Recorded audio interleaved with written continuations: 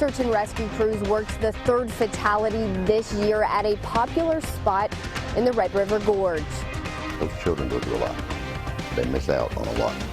Coming up, the Lincoln County Regional Jail has been accepting toys which its inmates will be able to hand out to their own children. And members of one church aren't letting their hardships this year stop them from helping others. It's amazing to be a giver. We'll show you what they're giving to children in need.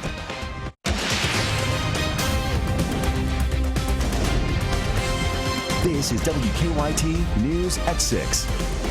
A death at Red River Gorge. You're watching WKYT. I'm Kristen Kennedy. A young man is dead tonight after falling from a cliff at the gorge. The incident happened around 10 this morning at Chimney Top Rock.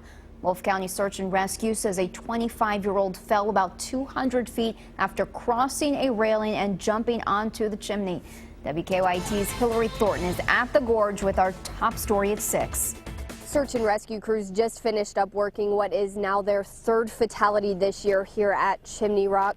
They say it is a popular location for hikers in the Red River Gorge. Around 10 o'clock this morning, the Wolf County Search and Rescue team was called out to Chimney Top Rock, a location unfortunately they are familiar with. Team members say once on scene they learned their victim had fallen 200 feet. They say it was his first trip to the gorge, a trip that started here at Chimney Top. Rescuers say it is a popular spot for hikers because of the breathtaking views, but say those views come at great heights, which are blocked by safety barriers. However, officials say those barriers are sometimes crossed, leading to tragic situations like today's. We found out pretty quick that he had jumped across and apparently had rolled his ankle when he landed on the other side, and it pitched him back and he fell off the right-hand side of the cliff. And that's about a 200-foot cliff line. The name of the fall victim has not been released, but we are told he was visiting the gorge from out of state. In Wolf County, Hillary Thornton, WKYT. Rescue crews say the victim was hiking with a friend when he fell. Lexington police released photos tonight of a missing teen and her baby boy. They tell us foster parents last saw 14-year-old Haley Whitaker and her 1-week-old baby Kamari around 6:30 yesterday in McConnell's Trace. We're told both the teenager and the baby are originally from Louisville, and police believe the teenager is heading that way. Haley has brown hair and hazel eyes. She was last wearing blue jeans and a red shirt. New tonight, Lexington police have arrested a woman accused of setting a home on fire. Court documents show 39-year-old Tamika Dixon Cowan showed up at a home on Lindbergh Drive uninvited earlier this month. The person living at the home told Dixon Cowan to leave, and a few minutes later, they say she set their front porch on fire. Neighbors told police Dixon Cowan showed up at their door asking for money. They say she smelled like gasoline. The fire destroyed the porch, some furniture, a wall, and the front door. Lexington police have also arrested a man accused of kidnapping his girlfriend's child.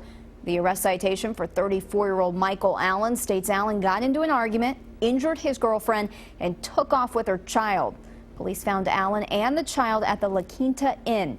Allen, we're told, then tried to get away in a stolen car. He is charged with assault, kidnapping a minor, and receiving stolen property. A man is in jail in Lincoln County tonight accused of leading police on a high-speed chase. Officers say Robbie Phillips took off when they tried to pull him over on US 150. According to an arrest citation, Phillips continued driving until his car stopped working. When officers caught up with him, they say Phillips lunged out the window, yelled, "Shoot me," and tried to grab an officer's gun. Police say he had alcohol containers in his car. We have an update to a story we first told you about last night. The Fayette County Coroner's Office says a man has died after a crash in Wayne County. That crash happened yesterday morning on East Highway 92. The coroner says 23-year-old Travis Prater from Monticello died at UK Hospital. Investigators are still trying to pinpoint the cause of that crash. Police in Montgomery County are trying to figure out what caused a crash near the Powell-Montgomery County line. The wreck happened this afternoon on Kentucky 213, about 3 miles north of Stanton. Dispatchers say 2 cars hit head-on. We don't know yet how many people are injured. This unseasonably warm weather is not here to stay. The work week will usher in some cooler temperatures and the possibility for some showers. WKYT's Mike Linden is tracking a change in the forecast. Hey, Mike. Hey, Kristen, a pretty dramatic change in the forecast here moving forward into the remaining days of 2015. Although one last look at this unseasonable warmth as we hang on to temperatures right now in the mid-60s. The clouds above us stayed quite thick through most of the day today, and that did limit most spots from breaking records. Nonetheless, still a wonderfully warm afternoon for most of the bluegrass. If we look at the winds, notice now the yellow color. That's the warm air. It has really shrunk compared to where it has been over the past few days. You look to the west, though, and the green, the blues, that's the cooler air, and it is beginning to work its way eastward, and with it quite a bit of rain. Out ahead of the rain and the front that's going to bring it, well, we're expecting some pretty gusty winds. A wind advisory goes into effect at 11 o'clock this evening, and that should stay with us until Monday at 6 p.m. We could be looking at gusts of wind up near 45 miles per hour, rather. That's quite strong, enough to potentially take some branches down. So it really does look like we're going to see a major change in the forecast here. Heavy winds, rather, rain and cooler air, not only tomorrow, but it looks like that could be the case for a few days this work week. Coming up, I'll take you through the work week ahead of us and show you how low temperatures will go. A Southern Kentucky jailer wants to make sure the children of his inmates have a Merry Christmas. He's collecting toys to give to their children, and he says there's an important lesson behind the giving. WKYT's Mike Byer is in Lincoln County.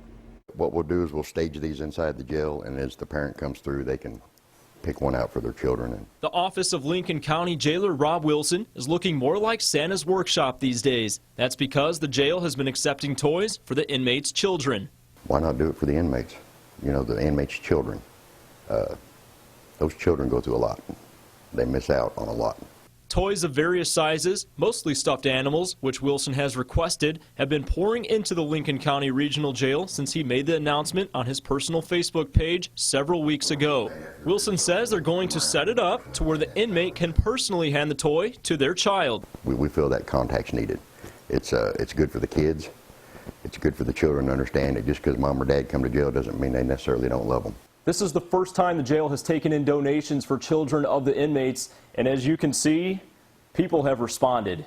Wilson says roughly 5 different counties have been donating these toys, which will go to nearly 100 children. He adds that many of them have come from kids themselves. This is an example of the next generation taking care of each other. Children have actually got into their own toys, and that's where these come from. Although this is the first year for the program, Wilson says it already has an important lesson behind it. A lot of the people in our jail right now are in our jail right now because they're me-first personalities. They want that immediate gratification, and they get themselves in trouble. Now it's an opportunity for them to see that they can give to others and what it means to give to others. In Lincoln County, Mike Byer, WKYT.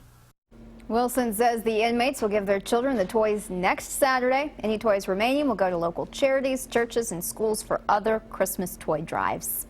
A Garrett County church isn't letting hardship keep them from making others' holidays happy. Lancaster First Assembly of God lost a good portion of their church to fire earlier this year. They've been having services at a nearby theater ever since. And today, WKYT's Sean Moody was there when church leaders revealed a big surprise for needy children. The Lancaster Grand Theater doesn't see too many events at 10:30 on a Sunday morning, but it was the place to be today for the Lancaster First Assembly of God. There's so many things in life that timing is so important. It's not an ordinary Sunday. They've been working toward this day for months. I said, I think we can do more. I said, next year, I'd love to see 100 bicycles lined up behind me on stage.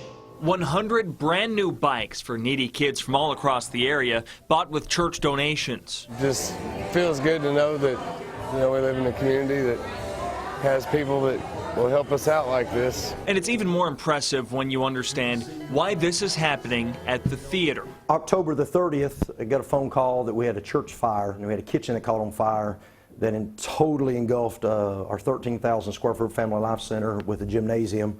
This has been their home ever since the fire. They're hoping to get back into their building sometime soon, but they won't let an uncertain future dampen their spirit of giving. It's amazing to be a giver, because God's a giver, and you're never more like God than when you're giving. In Lancaster, Sean Moody, WKYT. The pastor said the congregation raised about $5,000 for those bikes.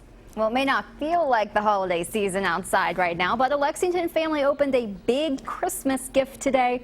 Lexington Habitat for Humanity dedicated their last home of 2015 to Naomi Yanni and her 4 sons.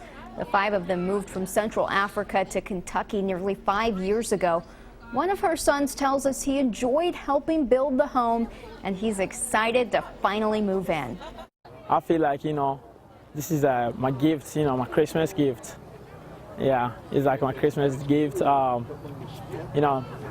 can say in a funny way, Santa think about me. He gave me a new address and a beautiful place. The Pat Smith Habitat for Humanity Endowment Fund and the 2015 Women Build Project sponsored the Yanni's new home.